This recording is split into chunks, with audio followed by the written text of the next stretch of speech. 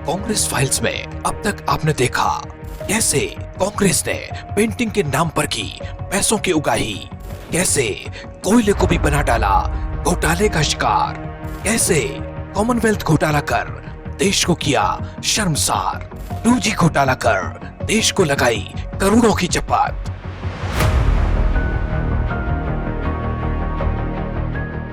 कहा जाता है कि आपदा में अवसर खोजने चाहिए, लेकिन कोई दूसरा आपदा से पीड़ित हो और उसे आप निजी स्वार्थ के लिए अवसर बना ले तो उसे अपराध कहा जाता है। आदर्श घोटाले को लेकर सीबीआई की चार्जशीट में बड़ा खुलासा हुआ है। वो अपराध जो कांग्रेस ने किया और परेशान हुए हमारे शहीद जवानों के परिवार। इतिहास गवाह है कि धन कमाने के लिए कांग्रेस जितना नीचे गिरी है उतना नीचे तो कभी उनके राज में शेयर मार्केट भी नहीं गिरा। आदर्श सोसाइटी विवाद जिससे पूर्व सीएम सहित कई बड़े अधिकारियों का नाम जुड़ा है। सीबीआई ने अशोक चौहान को भी उसमें आरोपी बनाया है।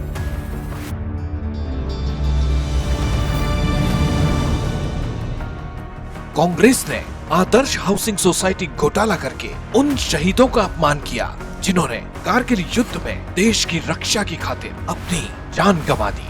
उन्हें भरोसा था कि वो देश की खातिर जान दे रहे हैं तो देश उनके परिवार का ख्याल रखेगा, लेकिन सत्ता में बैठी कांग्रेस ने ध्यान रखने की बजाय उनसे उनके हक का घर भी छीन लिया।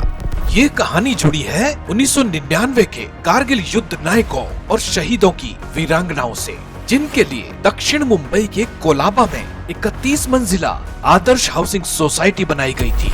नियमानुसार ये सोसाइटी 6 मंजिला ही बननी थी, लेकिन नियमों को ताक में रखकर इसे 31 मंजिला बनाया गया।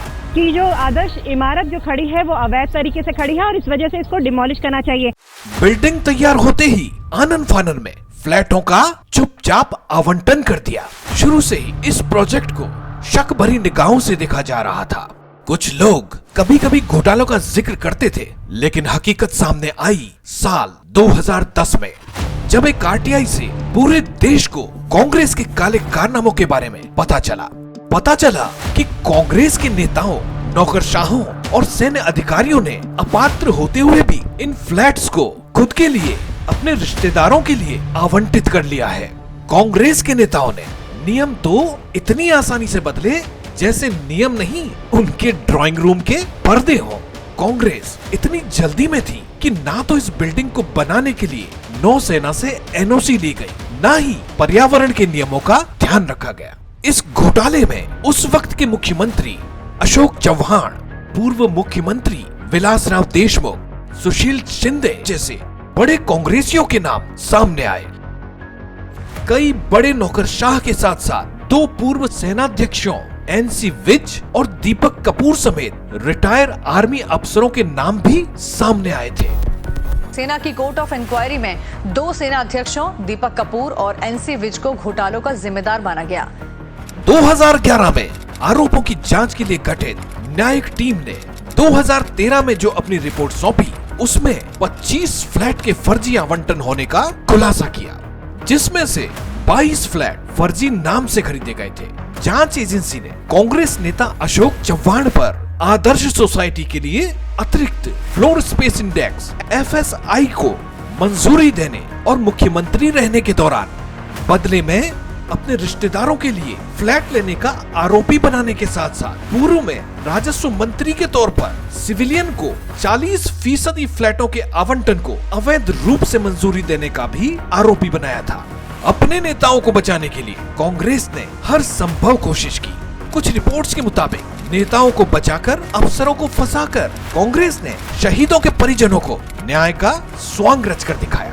कांग्रेस उन परिवारों का दर्द महसूस भी नहीं कर सकती जिनके सिर से उन्होंने छत छीन ली। कांग्रेस को जिन परिवारों को सुरक्षित भविष्य का विश्वास दिलाना था, उन परिवारों के साथ कांग्रेस ने विश्वासघात किया। 2 साल पहले दायर याचिका में आरोप लगाया गया था कि आदर्श सोसाइटी में चौहान की सास भगवती शर्मा और ससुर के भाई मदन लाल के भी फ्लैट हैं, जिनका घर पहले से ही उजड़ा था। उनसे छत तक छीनने वाली कांग्रेस को देश कभी माफ नहीं करेगा। चार्जशीट के मुताबिक चौहान ने इस मामले में बतौर राजस्व मंत्री और मुख्यमंत्री अपने पद का दुरुपयोग किया। कांग्रेस मतलब करप्शन के अगले एपिसोड में देखिए कांग्रेस ने घोटालों की शुरुआत 1948 में ही कर दी थी। ऑगस्टा वेस्टलैंड घोटाले में कांग्रेस के कई बड़े नेताओं के नाम का खुलासा हुआ है। वेस्टलैंड हेलीकॉप्टर सौदे के मामले में क्रिश्चियन मिशेल ने मिसेस गांधी का नाम लिया है। बोफोर्स का सौदा 1986 के मार्च महीने में हुआ था, जब तत्कालीन राजीव गांधी सरकार ने स्वीडन की एबी बोफोर्स कंपनी से 400 होवित्जर तोपें खरीदने का करार किया था।